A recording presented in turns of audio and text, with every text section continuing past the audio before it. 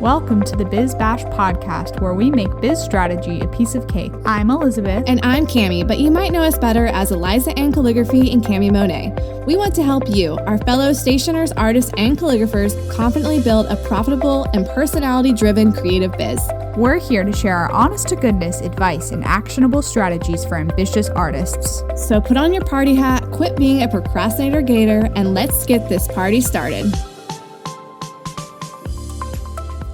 Hello, y'all. Welcome back to the Biz Bash podcast. Today, we're having a really fun episode all about how to introduce a new product category into your biz. So if you're thinking of adding in a new product line to your business, this is going to be a super awesome episode. I'm going to break down 9 things you need to do.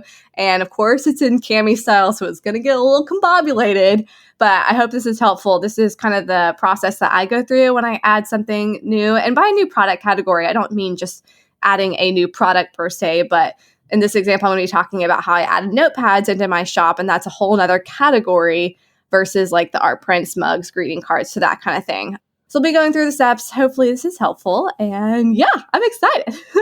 I'm very excited to learn from you, Cami, about this a little more because I don't really do a ton of products in my biz. So basically, Cami is going to be sharing most of the things for this, but I will definitely be asking lots of questions along the way. So let's go ahead and get started. Yeah. So one of the things with having new product categories into your business and into your line, it's going to really help you gain new customers and revitalize those old customers because they can come back to you. If they already love working with you or buying from you, they can come back and get something new.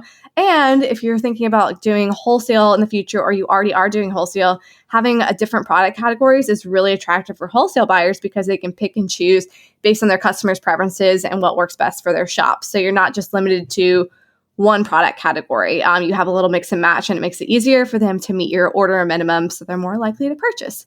Okay, so let's start talking about it. I almost said dive in. I know. I heard you catch yourself. I know. Oh my gosh. Also, a quick spoiler alert, you guys. None of the items that we're talking about today have anything to do with like actually creating the product. They're all about the things you should be thinking about before you actually create the product and all the fun artsy stuff happens. So this is all like the things that go into putting it into place in your business. Perfect. So number 1, I guess, is to listen to your customers. If you guys were filling in the blank right now, the fill in the blank would be listen. So there's a pretty good chance that your customers are already telling you what sort of products they like to see you make.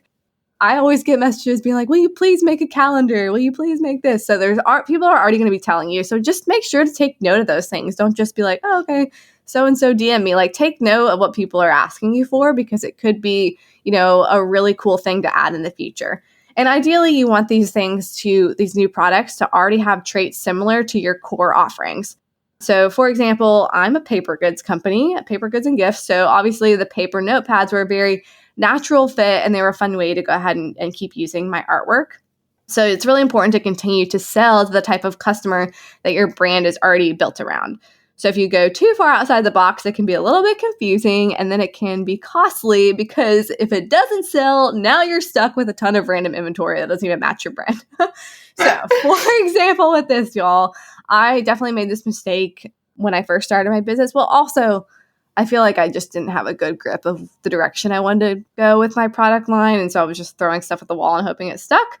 So I had all these shirts that I introduced in my line, which I'm like, looking back, I'm like, why the freak did I do that? Like, that's a totally different setup. I did have customers ask for shirts, which is probably why I was like, I should make this into a shirt. But I didn't consider how the shirts would actually fit into my line and overall vision for my business. So even though the customer asked for it, I didn't do my own listening to myself to see if it would be a good fit. Yeah, I'm cracking up at that because I think I still remember when you had shirts. Yeah. When did you, so how long, I guess, did you leave those up before you were like, this is not happening? I probably left them up for a year. And I still sold some, but I was just like, what am I doing? This is not, I just felt like it diluted my mission for my brand. I just felt like it wasn't, and I couldn't really wholesale them because I would have to order a ton. So I was just doing one-off orders. So I didn't have to order inventory. They were just individually made. Okay. But I was like, I can't wholesale these. Like the profit margin's not that great unless I'm ordering like 100 at a time. And then you have like sizes to think about. And if something doesn't fit and they return it, like it just did not make sense. Yeah, You know? I think like apparel in itself is a whole just like very specific different line. Yeah. Because you're right, because thinking about like that's what's always tripped me up is thinking about like how many of each size do you order. I'm assuming like more mediums because that's what would be average, but yeah, that's like really tricky to try to figure all of that out. But you did also randomly put a crop top on sale for like 2 days this past weekend, and that was hilarious. I know. I bought one. I know. I mean, oh yeah. So if you guys saw this, I guess this will be coming out a couple weeks from after this happened, but I did a butterfly art print, and then I ordered a crop top for myself just because I thought it'd be really cute, and I've been looking for a little butterfly shirt, so I was like, oh, I'll just get my own. And then everyone started, I posted on my stories about it, and everyone saw it, so they were DMing me, be like, how could I get one of these? And I sold like 30 crop tops, so I was like, all right, I'm going to put it up for 2 days just because I thought it'd be fun. And Elizabeth and I have talked about how sometimes when the mood hits you just right, you'll just do something like for fun. And that wasn't really being like, I'm going to add this to my line and have this crop top. Like that was just like, I'm going to offer this for fun because I can, and the end. So, Yes. So yeah, totally different little thing that was just like a little fun something. Yeah, but. and for everyone out there who's like super confused, like how the heck can you even do that? It's because it was through a drop shipping company. Yes. So you can order them like individually, and she didn't have to order like 100 in bulk. So right, that's why this drop shipping company's in the A to Z directory. Shameless plug. Exactly. Yeah, that's why I was like, and that's why you should join the A to Z directory. Yes. Exactly.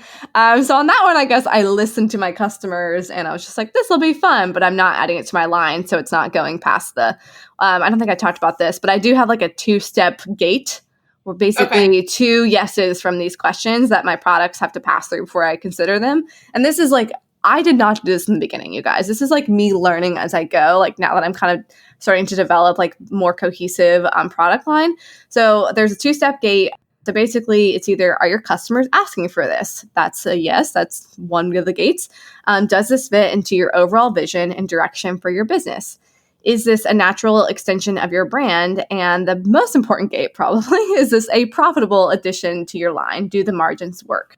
So I have to answer yes to at least 2 of those. And I mean, the profitable is obviously like a given one, but you got to put it there just to make sure you're not getting crazy. Like you answer all the other questions, you're like, yes, my customers want it. It's going to be awesome. It's perfect for my vision. But if you're only making like $2 profit on it, then is it worth your time and money? So, just things to consider as you go through.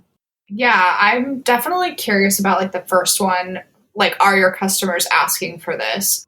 How is that something that they like communicate to you, I guess, or that you understand that they're like asking for it? Because it's not like all, like it's not like someone's going to pop out of the blue and be like, if you don't have something in your shop, be like, when are you going to offer like notepads? Like someone might not necessarily do that. Oh yeah, people ask for that all the time. Like I really do get DMs or emails or like messages in the order notes and being like, oh, I love this. I wish you would make this in a notepad. Or when are you going to make calendars? It'd be so cute if you did a pet portrait calendar. I would buy that in a heartbeat. Or, oh my gosh, you're going to do wrapping paper this year. You should totally do a pattern wrapping paper with this. Like people will definitely start asking for things or see something you've already done and just say like, oh my gosh, this would be the cutest sticker. And just like taking note of those things so you can be like, okay, sticker, I'll think about that. So just kind of like the seed of an idea can like rest in the back of your head for a little bit before you decide to move forward with it. But at the same time, I don't feel like you should base all your inventory decisions based on whether your customers are actually asking for it, because sometimes they might not be asking for it, but you as the expert and the product shop owner should already kind of know who you're selling to, and you can determine what's going to sell well and what they're going to buy. Yeah, okay, that's good clarification, because I think for me, I mean, like I'm not a product business really at all. So I've never had like somebody come to me and be like, you should do this, because I'm like not really offering other products. So for someone who's like starting out in the very beginning, they're not going to have that audience who's like, oh, like with you, Cami, like turn those butterflies into stickers, because they're not going to have like any products at all. So at that point, it's more about, I guess, making that decision of like what they want to offer in the beginning before people start like pitching ideas. Because I think that's something that comes with time. Definitely. Yeah, it definitely comes with time and just like having it out there. I mean, but like think about when you start off with your Etsy shop and you just started off like you're like a month into your business, like your parents, your friends are like, oh my gosh, you should make signs. Like think about how much that like affected the way you did stuff in your business. When people are like, can you make this into a wooden sign? Like people are always asking for things and you just kind of like shift to it. But this is like understanding what they're asking for and then like still considering, is this a good fit? Is this going to be profitable, before just like being like, yeah, I can do that kind of thing. Yeah. But this is just to like give you ideas to start from. Like maybe I would have never thought to do stickers. I mean, I'm not doing stickers, but you know, you see them like start popping up more. Like nobody asked me to make enamel pens, but that was something like I knew like my type of customers would buy those things and it would be a good fit for my business based on like what I wanted to do. Yeah, and they've definitely been a good fit for sure. Oh yeah, those are really good. So then from there, people will see the enamel pens and then they might start saying like, oh, you should do, like they might offer more specific ideas for like types of enamel pens, like not just like an entire category. Be like, oh my gosh, you should make this flower into an enamel pen or things like that. So it's just like listening to your audience kind of thing. But again, like taking that with a grain of salt, like don't let them dictate your entire existence. Yeah. Yeah. I'm glad, like, I really like the fact that you have these 4 questions and that only 2 of the requirements have to be met. Yeah, exactly. I mean, it's not like your customers are going to ask for everything all the time. So is this something that you had ever heard from like other product people who do something similar, or this is like truly what you have come up for your no, for this your is truly business? what I've come up with. I don't know. I mean, I feel like This is so cool. It is? Yeah. It like sounds, I mean, like everything you do is already so legit, but this to me sounds like so legit. Oh I feel like we need gosh. to make like a little like handout for it, you know, Oh my or gosh, something. I feel so fancy right now. I didn't even realize. Oh, I don't feel like it's anything like groundbreaking, but maybe it is. I don't know. Okay. Now I lost my train of thought. Where was I? Well, Okay. we're talking about, I think, moving a little bit into like researching. Okay, yeah. So real quick back on like the notepads, because that's kind of like what sparked this episode idea too, is like me introducing that. So I knew my customers, existing and new customers, would love products that they could actually use and would make really good gifts. And so I felt like notepads were going to be a really, really good addition because they're a little bit more approachable than art prints. Like it's not like you have to buy it and hang it on your wall and feel very permanent about it. You know, it's just like a notepad. And they're consumable, which is awesome because they can be bought over and over again. Like I think that's really cool too. So if you like love one of the notepads and you run out, you'll go buy it again. Like art prints, you buy it one time. So while considering all these things about the product, I knew I obviously needed to understand the market that already existed before I started putting notepads into the world, which brings us to the second thing you should do before you introduce a new product category is research. So this is the research stage. So these are some of the questions that you ask in the research stage, like, does this product exist on the market? Or has it never been done before? Just thinking about things like that. What would be useful for your customers? What are the gaps in the market that need to be filled? For the notepad specifically, I started looking, number one, what types of notepads were selling well for other companies? Because you can see on a lot of websites, like they'll be marked with like a high sell-through rate, or bestsellers, like on Etsy, they'll have like a bestseller badge. So you can see like our grocery list notepads doing well, or like daily planner notepads selling well, those kinds of things. Just looking at that and getting an idea. And I do want to reiterate, you guys, that I had ideas for my notepads before I started looking at everyone's stuff. And I'm not looking for like things to copy. I was looking at specifics and like nuances, what types were selling well in the market or in high demand, like grocery list versus to-do list. So I'm not looking like, how can I design this and put a flower here like this other company? You know, it wasn't like that. So I just want to clarify the type of research. Same thing with enamel pens. I knew floral enamel pens are in high demand. I can see that they have a high sell-through rate on Fair. I can see they're very approachable. Lots of people like flowers. So I knew like I wanted to add that into my line. So it doesn't need copies. It's going to need to be your original voice. So yes. I think that point is perfect. Okay.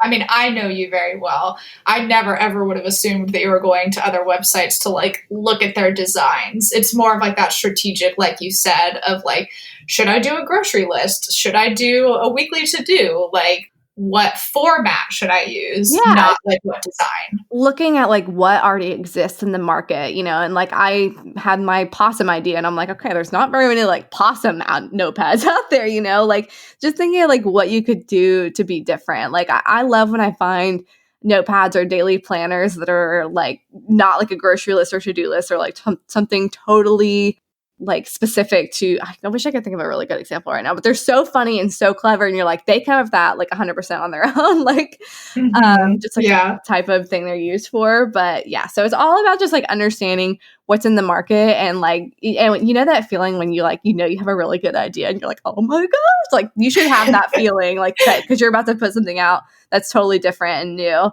And you've researched it, you can see that it's totally different and new. So yeah, this is also good to make sure you're not like accidentally doing something that's exactly the same as someone else.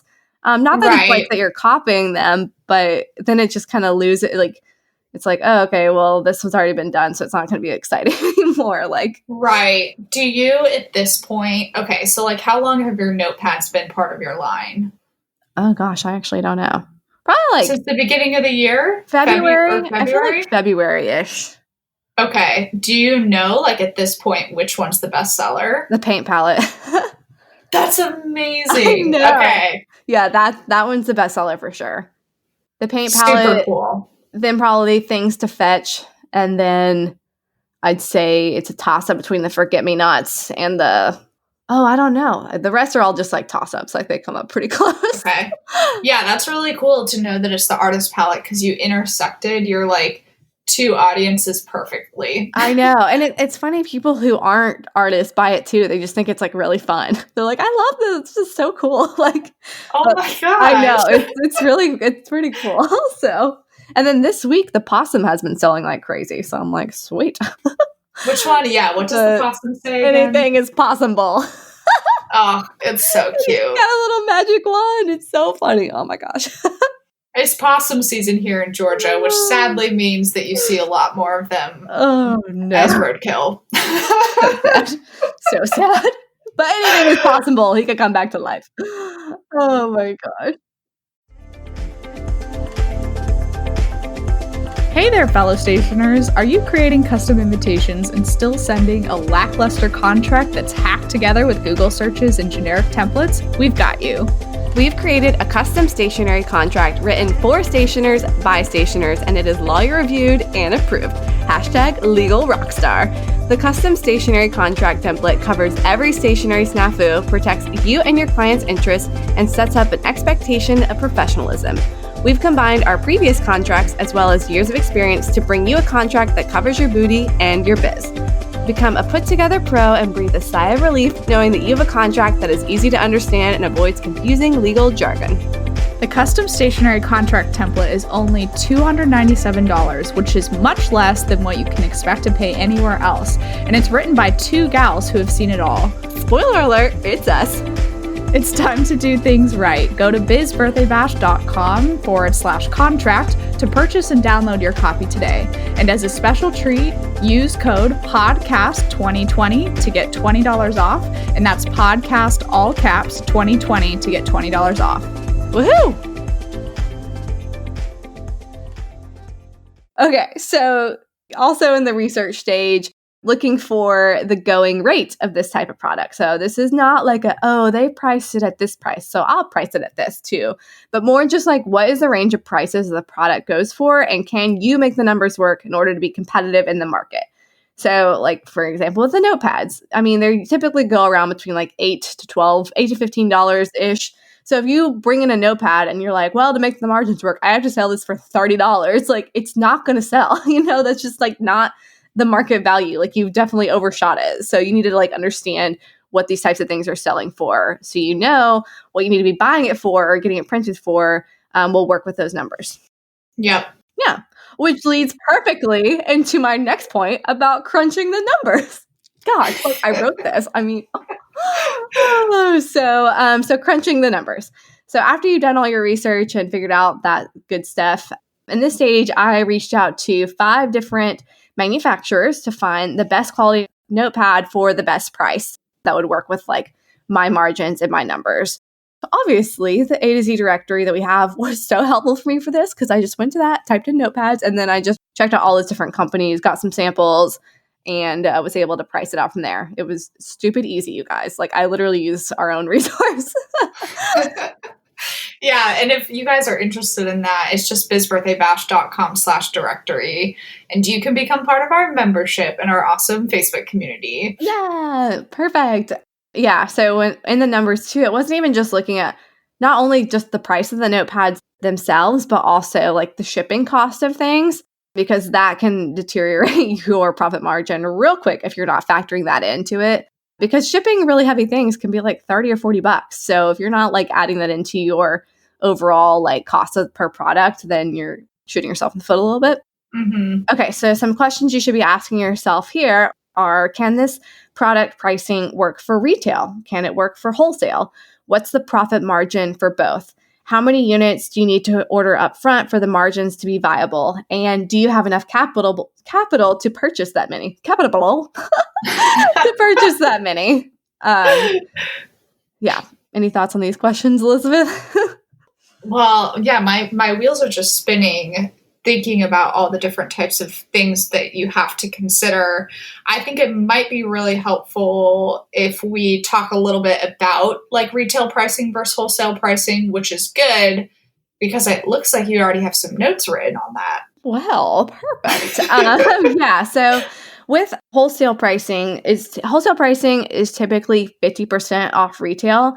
So if you sell something for $10 retail, you need to make sure you can still make money selling that item for $5 wholesale. And I think this is where a lot of product makers, they want to move forward to wholesale, but they're like, the margins aren't there. Like they still think, I'll just do it anyway and make like 50 cents or whatever. Or they don't do it at all because they don't work with a printer who has like the type of wholesale prices they need. So you just need to make sure you can still make money selling that item for both. And sometimes products don't work for wholesale because the profit margin isn't there, and you just don't have to offer them in your line for wholesale. Like you just don't. Like they'll be available for retail only. Yeah, I think that was one of the greatest things I learned by listening to a couple of different podcasts and reading different articles is that your wholesale and retail lines don't have to be the same. I think for some reason that was like mind-boggling to me. Because I think I just assumed that like, oh, whatever someone's selling on their website, they're probably selling wholesale too. But that definitely doesn't have to be the case. Yeah, I mean, I didn't sell tea towels wholesale for a long time until last year because the margins did not work. Like there was no way I could make it work. And I was already like at a higher price point on my tea towels anyway with the vendor I was using. So once I started working with a new vendor and I ordered them all up front, large quantity, I was able to make the margins work for wholesale, which was really exciting because they're one of my best sellers at Christmas. So are you willing to share with our audience how much you had to pay for that order of tea towels or not? I don't even know. Like I know I've told you, but I can't remember exactly. I mean, it was in the thousands. I feel like it was $4,000. I think it was $4,000. Yeah. I was like, which is like, yeah. So think about in terms of like how Cami, for all of those of you listening, how Cami has built her business over the years. Like she didn't come out the gate with tea towels like wholesale. Like it was many years of doing other products and other things. And lots of like really like thinking about this. Like she had several calls with me. Like, do I buy these? Do I buy all these at once? Are they even going to sell? What should I do? Before you actually got to the point of paying that much money. I mean, it's scary. For the tea towels. It's really scary. But, I was like, okay, I know I'm offering up, like, now I'll be able to sell them for wholesale. And I always get questions on that. And I've never been able to do that before. So it's going to work out in the long run. But it is scary to order, like, a bunch up front. So I will say, too, sometimes if you just want to start with a smaller amount at a higher cost per unit, just to test the market before you invest in a full-blown $4,000 tea towel order, like make sure, it took me like 3 years, or I don't even know how many Christmases I've been doing tea towels, 2 years or something, to like decide, okay, I'm going to go all in with this because I had to order that many to make the margins work for individually. I could have ordered a way smaller amount, but I wouldn't have been making as much profit. Right. And remind me, like, because you have several different crust designs. So how many crust designs of those did you send to print, and like what was the quantity you ordered? I had of each? 24 crest designs, and I ordered Okay. like 50 of some, 100 of some, Okay. based on which ones Okay. like I knew sold the best. And I feel like in this last Christmas, because you ordered them before Christmas, right? Yes. And I feel like you made at the last minute. and I feel like you made your money back. Oh Didn't yeah, I you? definitely made my money back. And I actually need to like do like an inventory check on those and see what, because I have obviously some left over there on my shelf, and like figure out what I need to order for this year and do all that good stuff. But yeah, like I made my money back, and I'm really excited. Like I love the company I worked with. Like they're a new tea towel place that I found. They're in the directory too, by the way. And they're in Nashville, Tennessee. And I loved working with them. Like they were so great. And my product was a lot better too. Like my other tea towels before were so janky. I remember I got that really bad review from this wholesale buyer. It was like, these are the worst tea towels ever made. The artwork is great. Literally the worst. And that was like my like deciding factor. I was like, I cannot have a low quality product selling at like a really high price point. Like this is ridiculous. Yeah, I know. Absolutely. Yeah, that whole thing was like really cool to kind of like be, how do I phrase this? Like be beside you during that time. That sounds so creepy and weird, but like I literally called you like every day, be like, I just can't decide. You were like, just make a decision. I was hoping that you might be able to, since we've been talking about like the notepads a lot as well this episode, are you willing to share like what your cost per unit is for a notepad, and then like what the wholesale retail is? Like if you're comfortable sharing that information with our audience. I can share that. So my notepads, they are typically around like $2.30 ish, depending on if I order like a bunch for shipping costs. So like a $2 ish cost per notepad, and then I retail them for $12 and then wholesale them for $6. Okay. Great. Yeah. Okay. So you still have a good, like a nice margin. Yeah. there. And also keep in mind too, guys, when you do wholesale orders, they're not just ordering like one notepad. They're going to order, like, I think I have my order quantity, my case for notepads. I can't remember if I have it at 3 or 6. I feel like it's 3, but I can't remember at this point. So they have to order like 3 at a time versus just one. Yeah. I know a lot of times for like greeting cards, the minimum is normally 6. Yeah. 6 is like the case size. So yeah. How's your catalog? Not great right now. Nothing is happening. I haven't finished my course yet. You haven't finished your what? The InDesign course. Your catalog course, your InDesign course. Yeah. That's right. Yeah, so it's not happening right now, but it will happen. It will happen before June. I just got a lot. It'll happen. And I mean, currently, while we're recording this, everything with COVID is still kind of like full blown. So the wholesale side of businesses for people took a big hit because all of these like boutiques are closed. Yeah, it really sucks. Wholesale is very dismal right now. Retail though is up, so that's good. So it kind of, I guess, balanced out a little bit. Yeah, and that's great because your focus always was like retail first and foremost, and then you've kind of been adding in the wholesale side the past couple of years. Like more of like a slow and steady wins the race approach, which I actually think has worked really well, like worked in your favor. Yeah. And I think too, like with all this stuff, I've just been like, and we talked about this where I was like, I finally feel like I understand who I am as like a product designer and like what the look I want my products, because I've been like all over the map for so long and being like, I just don't know my style. Like I know my wedding style, but I didn't know my product style. And now I'm like, I know my style. And so I'm very excited. So I'm like adding in new stuff and building up the lines. I feel like once we actually like everything kind of goes back into normal and wholesale starts up again, I feel like I have like a lot more to bring to the table, you know? Mm-hmm. Yes, I agree with that. Yeah, I'm so excited. Okay. Also, you guys, in terms of like crunching numbers, getting back to nitty gritty here. So we talked about like your profit margin and making sure you can still make money selling that item at wholesale. And in some cases too, for this, I want to point out that you might need to shave off some of the add-ons or like what I call cost uppers. Like if you wanted to sell like notepads, for instance, like if you do 75 pages versus 50 pages, 75 pages obviously costs more. So maybe you're like, oh, I'll just do 50 pages or like not add gold foil if that makes the margins work for both. So just like thinking about, do you really need that gold foil? Is that going to be like I mean, of course, it's beautiful and it's fantastic. But, if you can't make the margins work with that, maybe just take away some of those like more expensive add-ons. Mm-hmm. Yeah. Hey guys, we just wanted to hop in and talk about one of our amazing resources, the A to Z directory. All of us have thought at some point, how did she do that or how did she make that? And maybe you don't know where to start or how the heck to produce this amazing product you've dreamt up. Well, the A to Z directory is the missing puzzle piece in your biz, you guys, seriously. So it's built in the form of a yearly membership, and it's your one-stop shop for finding suppliers and vendors for all the things. Literally where to print everything from custom invitations, greeting cards, mugs, koozies, acrylic printing, letterpress, custom ribbon. I mean, the list goes on and on and on. And it literally goes from A to Z. From acrylic printers to zipper pouches, we have it in the A to Z directory. We want to help all of you search less and create more with this list of 300 plus vendors and suppliers. Don't worry, they're very organized. It's not going to be overwhelming and confusing when you join.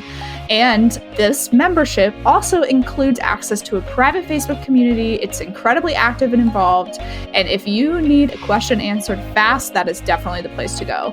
Yeah, our Facebook group really is the best. You guys, everyone is so helpful in there. And we're in there too, answering questions that you guys might have. So it's a great way to get access to us and ask us things without sliding into our DMs. So we're more likely to answer you in the Facebook group, just saying.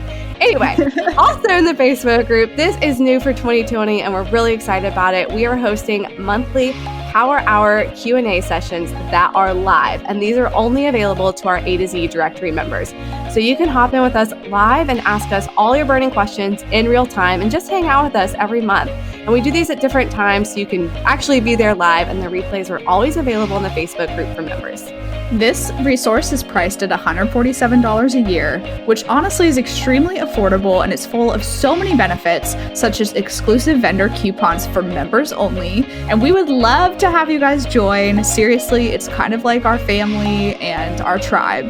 So visit bizbirthdaybash.com/directory to sign up today and use coupon code podcast2020 to receive $20 off your first year. That's podcast, all caps, 2020 for $20 off your first year. We can't wait to see you in the Facebook group. So in this stage too, when you're crunching numbers, you'll also want to start nailing down packaging for your product because this will affect your bottom line as well. So how are you going to deliver the finished product? Is it going to be in a clear bag or like a cello sleeve, or are you going to need stickers, shrink wrap, ribbon? Who even knows? Like all those things. We've talked about this before, but your packaging, I feel like people forget about this when their costs, or maybe they just like don't even add it in at all, like into their profit margin, and it just like eats away your profits. Mm-hmm. So not only thinking about the cost of the packaging, but also the time that goes in the packaging. I know we talked about this too somewhere, but I was really, really considering shrink wrap for my notepads because I personally love the way shrink wrap notepads look. Like it just makes me so happy. I love shrink wrap. It looks so nice and neat. So I knew I wouldn't have the resources to package all my notepads up with shrink wrap efficiently since I would be the one doing it. And that obviously takes time, and I have to set up the whole shrink wrap station in my office. So I went with the clear bags and stickers for those. And honestly, it's been a great decision. I can get those out the door a lot quicker. And the tiny little things really do add up. So that time of the shrink wrap packaging would have ate into my profit margin. I just want to say from like a consumer perspective, I hate it when stuff is shrink wrapped. Oh, really? Yes. I hate it because that means I can't just like open it with my hands. Like I have to go find like a little X-Acto knife or scissors like to cut it cleanly and then to like pull it off. And then it like sticks to my hands because it's like static and like, so I feel like having just like that nice like clear bag that you can like unstick and pull the notepad out of, like from a consumer perspective, is awesome. Well, good. I love that. Yeah. I mean, I guess I've been opening up shrink wrap wrong my whole life because I just rip it open like a rabid gorilla. So I don't know. Like I never cut it with an X-Acto. I would, but like when my hands get like clammy or weird, I can't get enough traction to do that. So oh my gosh. Yeah. And like I guess my parents' gallery, we always had like a shrink wrap machine. That was like one of my jobs growing up, like shrink wrapping all the prints and the mats, and I like loved doing that so much. Like it was so satisfying. And I was like really, really considering it. And I was also thinking about too, if I did want to add wrapping paper in Christmas, like I would want to shrink wrap those. So I'm like, oh, okay, well, this would be like an addition for that. But that's a whole nother Yeah, how thing. much does a shrink wrap thing even cost? I Did mean, you if you research get like that? a gun, they're not expensive at all. It's like $40 or something, and like maybe even cheaper than that. But if you get like a full-on machine, I mean, you can go anywhere from like super cheap to super expensive. Like there's a whole gamut of pricing. Like it's not like a super pricey. Yeah, but when I think of like using a gun to seal every single like notepad, that just sounds awful. It's a time thing for sure. Mm-hmm. Yeah. So maybe someday if you do expand or have like some sort of like warehouse or something with people packing things up, they can shrink wrap stuff for you. Yeah, for sure. Like, and with notepads too, there is luckily like pretty good options there. Like wrapping paper, I feel like shrink wrap is more expected if you're retail and wholesaling them. So I don't know, but I don't have that yet, so I don't have to worry about it. So we'll cross that bridge when we come to it. Yeah, wrapping paper is a whole different monster. So yes, exactly. Okay. So the next thing you need to be doing, you guys, is to forecast the shipping situation. That was so fun to say. So the shipping situation, like basically, are you going to need new shipping supplies to get this product in the mail? Like, is it a really weird size? Like, are you introducing like this ginormous planner with like the 3-ring coil binder thing where it doesn't fit flat or something like that? Or is it a heavy item that's going to require a large shipping expense for the customer? So this is really important in your crunching numbers stage 2, because if you have to order a ton of new supplies, your profit margin becomes lower because what if you don't sell all those things? And now you're stuck with the supplies to ship this specific item, but that hasn't sold. So when I'm adding in new product categories, this really is a huge deciding factor for me because I don't want to add in new boxes just for one product. So this is another thing with like wrapping paper, like why I haven't added it to my line, even though I've been asked for it 1,000 times. Is because I'm going to have to start shipping tubes and like figuring that out. Like that's a whole other thing to think about and like make sure I want to do. Like I'm not just going to willy-nilly add like wrapping paper without thinking about these things. And like I got a wrapping paper tube I ordered some from Wrap Paper Co. I kept the tube and I like weighed it. Like I was like, okay, how much would it cost to ship this? Like I was like testing it out to see if I wanted to add this to my line. So I was like already looking at those shipping costs to understand would the customer be willing to pay for this large package to be shipped to wherever, because the tubes are long, and when the longer thing, it costs more, all that jazz. So lots to consider, you guys. Yeah, definitely a lot to consider because that sounds like it would be kind of a pain in the butt because it's like if they were to order wrapping paper in their order and then also order a bunch of like small greeting cards and enamel pins, I mean, you have to ship them separately. Yeah, exactly. It's a pain in the butt. Like, I do see a lot of new product makers being like, I'm doing wrapping paper this year. And I feel like they get it at a place that doesn't have the best profit margin. I don't even know if they're making money on it, to be honest. Like when I look at the numbers or like where I know they've ordered it from and like what they're shipping for, I'm like, you guys, I feel like you're not making money, but I don't know. Yeah, I feel like wrapping paper is not the way to go if you're a brand new business. No. You have to order like thousands upon thousands of sheets in order to make it profitable. Like it's not just like a small like test run thing. Like art prints and greeting cards, you can order like one at a time if you really want it. Like it's so much easier and such a lower cost of entry than something like that. Yeah, the one thing that someone could try to do is use something like spoon flour or whatever if they wanted to like put their print on there, and then people could like order through that site and order wrapping paper themselves with your design on it. Like Redbubble and Society 6 and all those things. Yes, exactly. Because I ordered like a roll of wrapping paper from Spoon Flour 3 years ago or something like that, just for wrapping my own gifts, like for my family. But it was like $17 plus shipping or something like that. Crazy. It's nuts. It is. So, I mean, the quality of it was great and everything, but would not recommend if you're a brand new baby product business. Think about doing something else, not wrapping paper. Yeah, it's a little bit of a monster. So next quick point, this is, I don't have a ton to say about this, but just consider scalability with your product. So is your product easily scalable? Is the packaging scalable, which is basically what we've been talking about this whole time. So can you easily replicate 10,000 of these products if you needed to, that kind of thing? Oh my gosh, I think I realized something you need to add here that you forgot. Okay, what? storage space. Ooh, yeah, that's a good one. So under considering scalability, yeah, also think you also have to consider scalability in like, do I have room for all of this? Which is why Cami has like never done mugs, because she's like, yeah, I could fill my house up with them, but do I really want to do that? Yeah, exactly. So yeah, my profit margin on mugs is pretty low, but I don't want to fill my house with them. So yeah, but when you're looking at like greeting cards, notepads, prints, paper products that can lie flat or be stacked on one another, it's easier to fit all of those in a smaller space and easier to start out with those. And same with Cami's like enamel pins. She just has them in tubs, and that works really well. yeah, they don't take up much space at all for like 500 of them. Like it doesn't take up much room. So definitely something to consider. Okay, and then next up, I think this is number 6. Guys, we're working through it. Just I have a lot to say. Is to run a pre-launch test. So go ahead and gauge the reaction of your audience with Instagram polls, behind-the-scenes stories, and sneak peeks. So to my audience, they always seem like they're going to be just fun little tidbits, but to me, it's a strategic test to see how my audience reacts before I invest in a ton of money. But I know it feels like, oh, I'm giving away like whatever, like they already know. But like if you're investing in a new product category, wouldn't you rather know if they're interested in them before you spend $4,000 or whatever? And I promise you, like the Instagram stories go away so quick. No one remembers anything about what you posted. Like they don't remember at all. So don't worry about losing that initial spark. And it's also good to go ahead and build up that pre-launch excitement anyway. But the important thing is obviously to see if like this is going to sell well for you or not.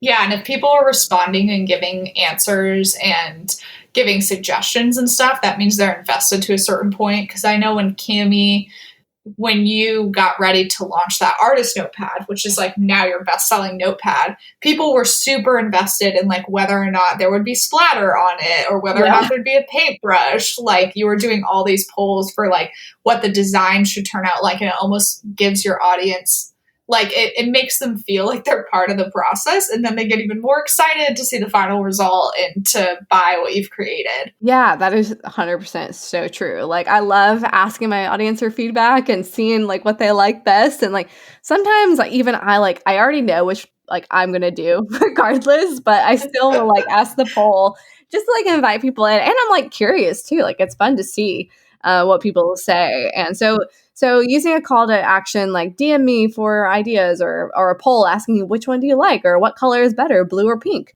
Yeah, you're giving choices between designs and inviting your audience in. It's really fun for them. Yeah, it's fun all around for everyone. For everyone, you guys. It's fun and insightful. That's what we're here for. So. Heck yes. Okay, so number 7, this is determining how many products you'll launch at once. Yes. So it's more impactful to have like variations within the product category than just having one notepad. So I launched my new category with 6 notepads. So 6 is like my favorite number when it comes to a collection. I also really like 8 because I do that for Christmas, but 6 is like a magic wholesale number. Most things are sold in cases of 6 as an industry standard. Box sets typically have 6. So therefore, I like the number 6. So I had 6 notepads when I launched, which I felt like was really good to increase that average order value with my customers because they could order like not just one notepad, but now there's 3 to choose. Like they could choose 3 or choose all of them to have the whole collection or those kind of things. So something to keep in mind when you're building out a new product category is can you add in more of the same product? Mm-hmm. Yep. But things like, like a planner, like standalone items where they just kind of like, they're solid enough to be just the one. Like, I feel like that's different. Or like a calendar, like your one calendar. You know what I mean? Yeah. I'm not really sure what like the word I would use, but like a standalone product, like a planner, like unless it's something like that, you'll want it to have like siblings. Like you wouldn't just launch with one greeting card. Like that would be weird. Yeah, it reminds me of when Letterfolk did their little passports. And I want to say those, they launched like in sets of 6 as well. Or at least something similar. Do you know what I'm talking about? I don't know what you're talking about. I'm going to look it up. Oh my gosh, Letterfolk does these cutest little passports for like road trips and tacos and national parks and movies. Like you fill in a page. Freaking cute. Oh my gosh, they're adorable. And I think that I want to say they definitely launched at least 6 up front. Yeah. So people had different options to choose from. I just love everything Letterfolk does, and I love the things that they buy from other makers that also fit with their brand. It's just, they have done such a good job growing their product collection and then like still innovating and coming up with new products like their tile mat. Oh my gosh, I'm just like obsessed with them. I know. Like they're so freaking cute. Like honestly, like I feel like their tile mat is one of those like standalone products, you know? Yes, absolutely. Like they did like a whole Kickstarter for that and everything. Yeah. To build up to get the funding to actually mass produce them and then sell them and introduce them to their line, which was really smart. And I was going to ask you, Cami, like, do you think this could be the year you design a calendar? I don't know. It could be. It could be. I would definitely do the perpetual calendar where it's like not, I mean, it's not like dated to a specific year where it's like the birthday calendar or whatever. So yeah, that's definitely in the back of my mind, thinking about the back of your mind. But a normal calendar is consumable too. So I know, but I don't know. Like normal calendars stress me out.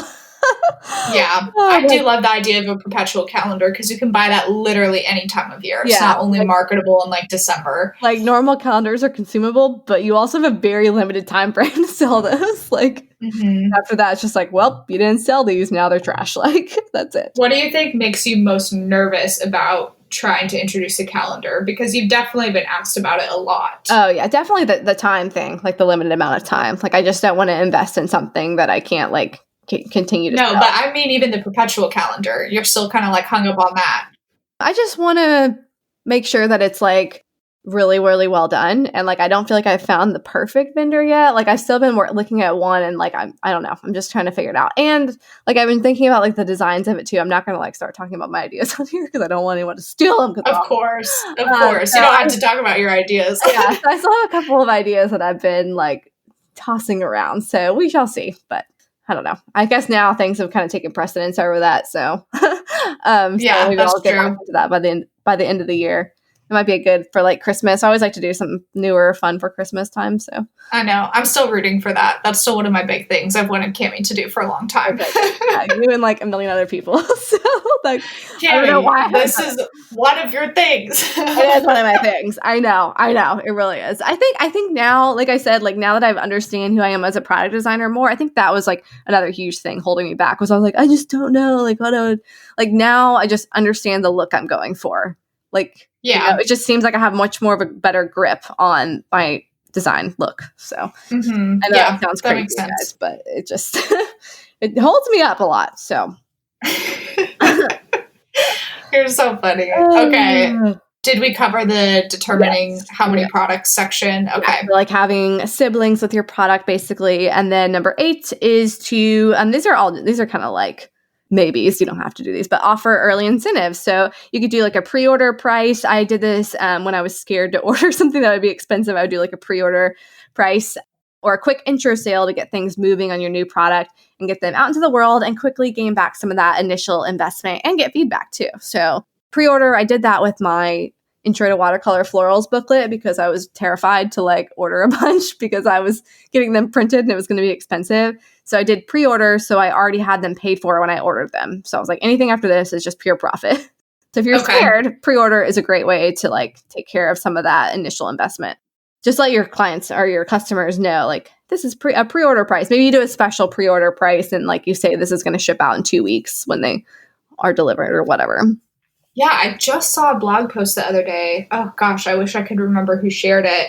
That was talking about like the importance of pre-orders for small businesses, like why it's a really good strategic element of a product business to be able to do something like that. Because if for some reason you didn't hit your threshold, like say you want to sell like 30 of them and you sell 3, it's really easy to be like, maybe this isn't the best thing for my business. It's like a low risk way of introducing a new product, especially one that's going to take a lot of money up front to invest in.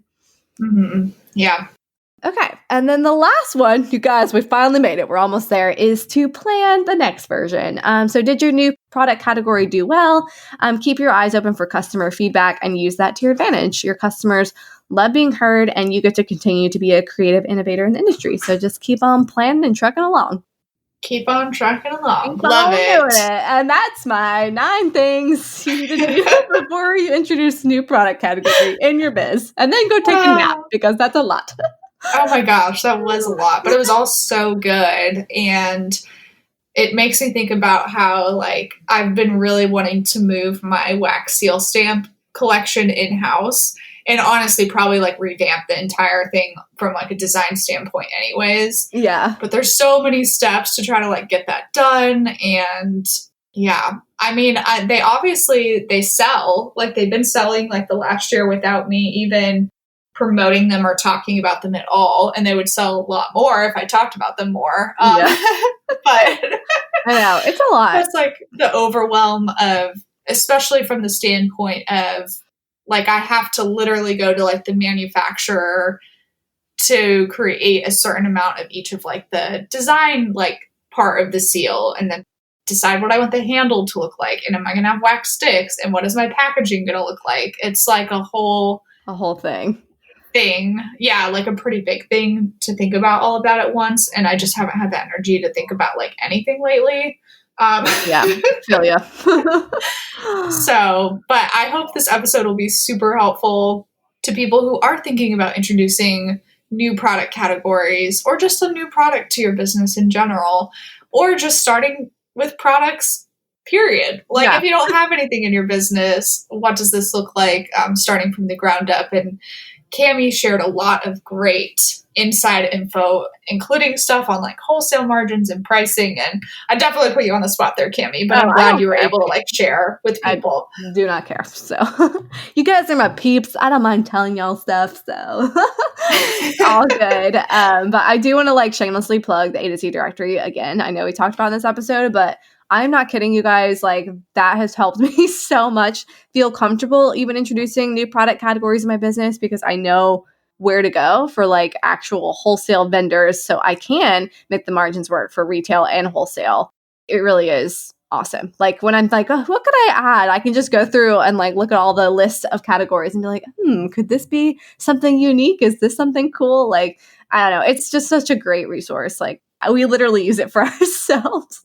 I know. I love using it for ourselves. And I'm going to go take a look too in there today, just to like brainstorm some things. And I don't know, I still have ideas that I could do an extension of products like for Eliza Ann at some point, which I kind of did through Thank You Society, but like kind of bring not. Bring it back. I mean, it didn't it's still go like away. out there. It's still out there, but I just don't know.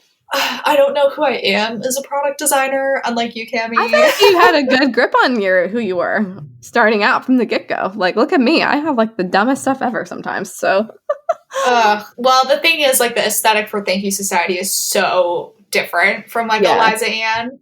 And so I'm like, well, if I really, really wanted to do products, should I do them with the vibe of Eliza Ann and just make it this one big umbrella?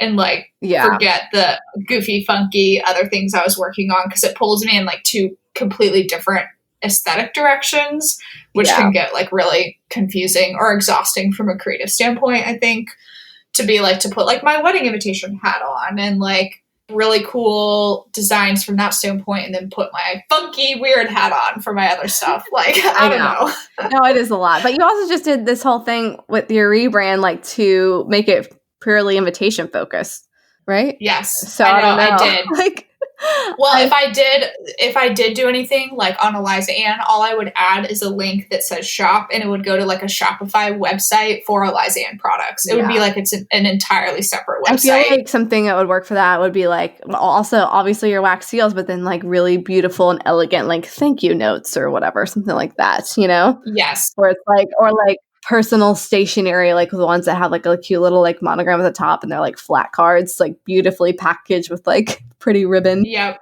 Like that's what Yep, exactly.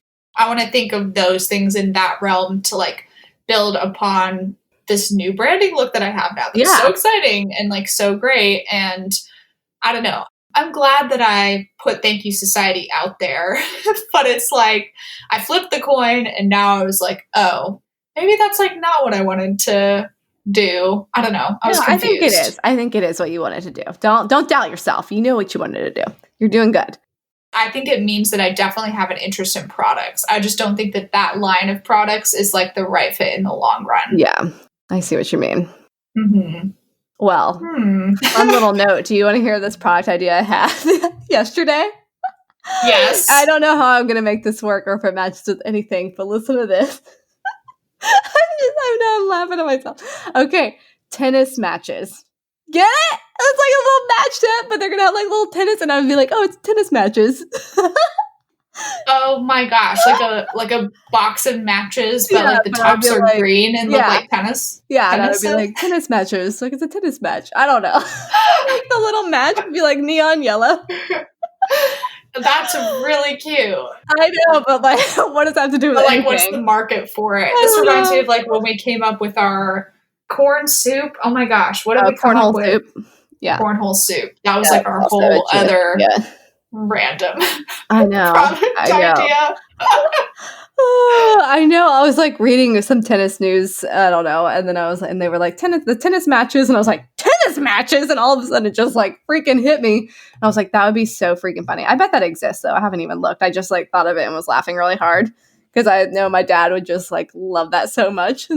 You know, I mean, I'm not gonna like, you know, I don't think I'm gonna be adding matches into my line, but who knows? I might do that. Like. I think it would be amazing. It could be kind of cute, right? Like, I don't know. Yeah, I'm it could be Googling super cute. tennis match book to see if anything. Oh, wait. Here's some. But they're like for like weddings. They don't say tennis matches. They just say like the Reynolds with crossed tennis rackets. Oh, no. Oh, yeah, Here's some from Wes Anderson. What is this? From Wes Anderson, like No, the filmmaker. Yeah, no, this says Wes Anderson meets Matchbook Magazine. Okay, so someone did make these, but they're like very old and vintage. So I feel like I could do them. Oh, like a You little could refresh. bring him back. Bring him back. Oh my gosh, I'm gonna have to call Pop and tell him about it. I get a kick out of it. But from a marketability perspective, like, I think I'm just gonna make your- them for me and my dad, and he can sell them at his little tennis shop that he has. yeah, that would It's be for so cute. funsies. We actually have like this whole matchbook collection. He has like this giant thing. Next time you're at our house, I'm gonna have to show you because it's really cool. And I used to dump them all out and look at all the matchbook designs. And it's just so cool. He has like all these fun vintage ones. Like, oh my gosh. My grandfather has a ton, actually. So Yeah, that was like one of my most favorite things to do as a kid was like get those out and like dump them all out and look at them. he also, my grandpa, I helped him sort through a bunch of them a couple years back, and he had all these old ones for like the Trump Tower. Yeah. I was like, Grandpa, you should like try to list these. You might be able to like get something for them on eBay. Oh my gosh. I know. Seriously. Oh, I bet they do. I mean, are matchbooks a thing? I don't know. It's fun stuff. Yeah, people collect him. He definitely took a whole bunch, I think, to a gentleman, or was planning to before everything with COVID happened. But he had a gentleman who was going to like buy a bunch off of him because there are definitely people who collect them. That is so cool. Mm-hmm. I remember one of the ones my dad had. It was like the matches themselves were like, you know, like the leg lamp in A Christmas Story with like the fishnet stockings, like a high heel. The matches Yes. were those, like little fancy legs with high heels, and I just like loved that when I was a little kid. I was like, Oh these my are so clever. gosh. Like they're really fun. Yeah, that is super fun. I know. I really like any like themed stuff like Me that. too. Like I get such a kick out of it. But anyway, you guys, before we just talk on about matches for the rest of our lives, I hope this episode was super helpful, and I'm excited to see you guys introduce some new product categories into your business. And you can let us know on Instagram what you're thinking about adding, or what you've already added and your success with them, or what you think about tennis matches, all those things. Just let us know. We're on Instagram at Biz Birthday Bash. Yay, exciting. If you like the Biz Bash podcast, please leave us a rating and review on iTunes. It means the world to us when we get to see all the comments from you guys talking about what you enjoy hearing from us. And yeah, that's that. Yeah. And then, of course, don't forget about the ADP directory. It's bizbirthdaybash.com/directory. And you can use the code podcast2020 to save $20 off your membership. Boom. All right. That's a good note to end on. Holla! All right, everybody. Thanks for joining today. We will see you next time. Bye, guys. I love you so much. Bye.